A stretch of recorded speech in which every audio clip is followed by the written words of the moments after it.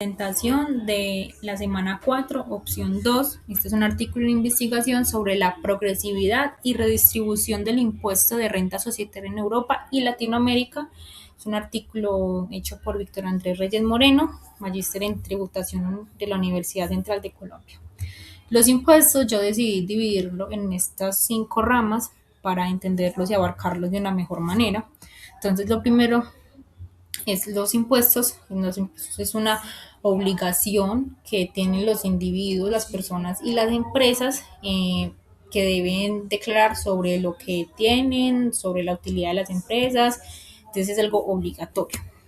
Eh, lo primero son las funciones de la política fiscal, es decir, cómo se van a usar o qué es lo que buscan el Estado con la recaudación de los impuestos o con la aplicación de estos. Entonces, lo primero es la redistribución de ingresos, es decir, que esta busca equilibrar la balanza en base a quien tiene más va a tributar más. Eso es lo que busca principalmente la redistribución de ingresos. Lo segundo es la reasignación de recursos. ¿Qué hace esto? Es que mueve el dinero hacia donde es más útil. O sea, que el Estado encuentra esos focos donde debe utilizarse ese dinero, así no genere mucho más dinero, sino donde realmente vaya a ayudar, o sea, parques, digamos, eh, hospitales o algún tipo de organización pues de beneficio a la comunidad, ¿cierto?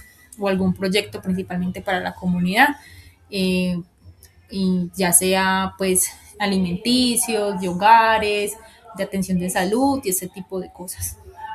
Después viene la estabilización macroeconómica, que es cuando estos impuestos se usan para ayudar durante una crisis o para evitar que haya una crisis económica en el país, sea por inflación o sea porque mmm, hay mucho desempleo, o sea, como para volver a ayudar o darles empujón otra vez al flujo de economía constante.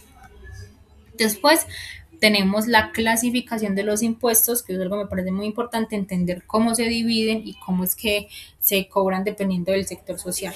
Entonces, o socioeconómico. Entonces tenemos los impuestos directos que se declara en base a lo que la persona gana o lo que la persona posee. Es decir, sean activos como un carro, una casa, dependiendo pues de lo que tenga, va a declarar o lo que gana. Pero ojo, esto es muy importante aclarar y es que se va a declarar solo si excede un tope de ganancia del salario anual, es decir, si anualmente el salario excede cierta cantidad de plata, ejemplo, 68 millones de pesos. De lo contrario, si no excede ese monto anual, no tiene necesidad de declarar, aún así debe pagar pues como un informe, dependiendo pues de la cantidad que se tribute, que se pues como ingresando.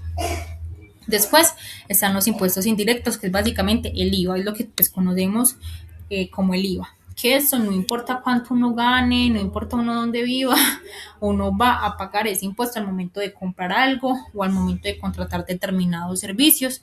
Entonces, el IVA siempre va a ser impuesto, pero no todos los impuestos son IVA. Eso es algo muy importante también como para tener en cuenta. Y pasamos al impuesto a la renta. Esto tiene que ver mucho con la región y más que todo, pues teniendo en cuenta que la investigación se centra en la diferencia entre o la comparación entre Europa y Latinoamérica. Entonces, ¿cuál es el principal, digamos, punto de diferencia entre estas dos? En que en Europa la tributación se centra en las personas. Más del 70% de la tributación en Europa viene pues como de la declaración de las personas o de los impuestos que se le ponen a las personas, a la persona natural o digamos pues a la persona del común, ¿cierto? Mientras que el 20% viene de las, menos del 20% viene de las empresas en el caso pues de Europa.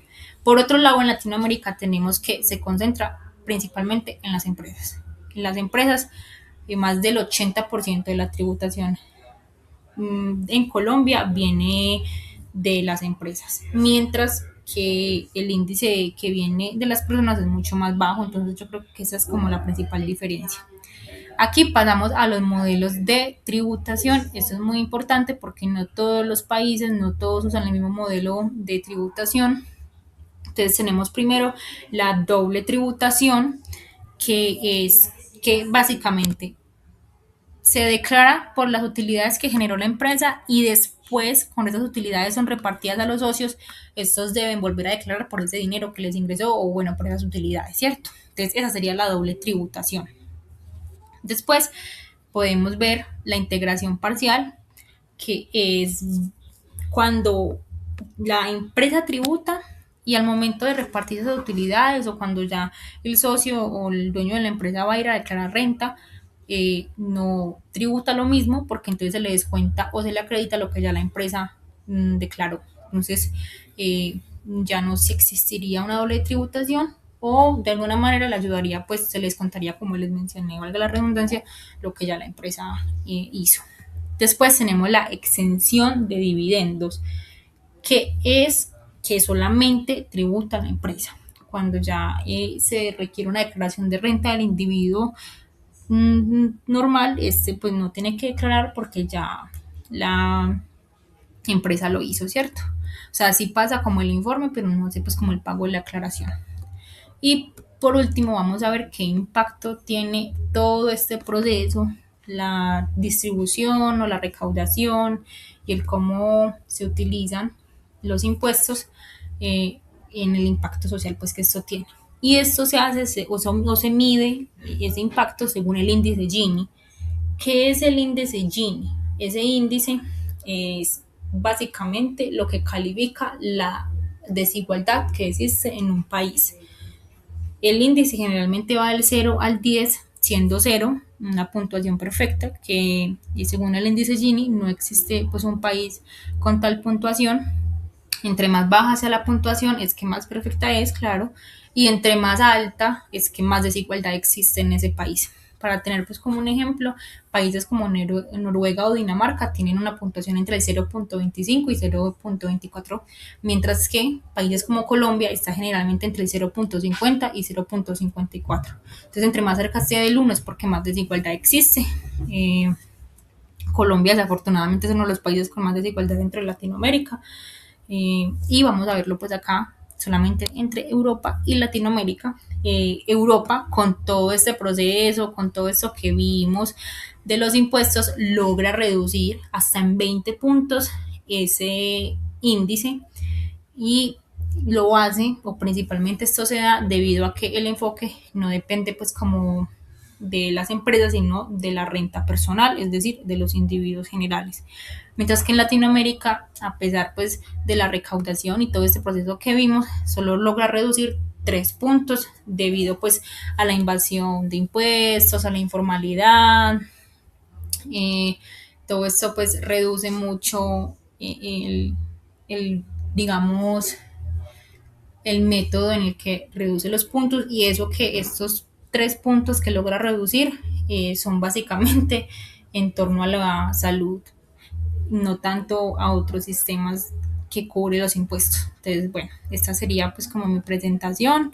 Espero que haya podido ser entendible para quienes lo vean y que se haya entendido pues obviamente lo correcto. Lo que aprendí esta semana fue principalmente la importancia de los impuestos, que a veces pues ni siquiera sabemos qué hacen con la plata o cómo se recauda esa plata que uno está pagando en impuestos, pues en el caso de uno que es más que todo el IVA, uno va y paga la tienda, pero uno no sabe eso para dónde se va, eso en qué se usa, qué métodos usa el país en el que uno vive para recaudar esos impuestos, quiénes pagan más en el país en el que uno vive, o sea, son cosas que son muy importantes y que nos ayudarían mucho a la hora de tomar decisiones de muchos aspectos, tanto a nivel personal como a nivel social, de temas políticos, son cosas que nos ayudaría mucho a saber cómo se mueve esa economía, cómo lo están usando, quiénes se encargan de darle un uso, una recaudación a eso, son cosas muy importantes que ojalá todos tuviéramos más en cuenta. Eso me parece muy importante. Agradezco pues mucho también estar adquiriendo toda esta información, aprender de todas estas cosas.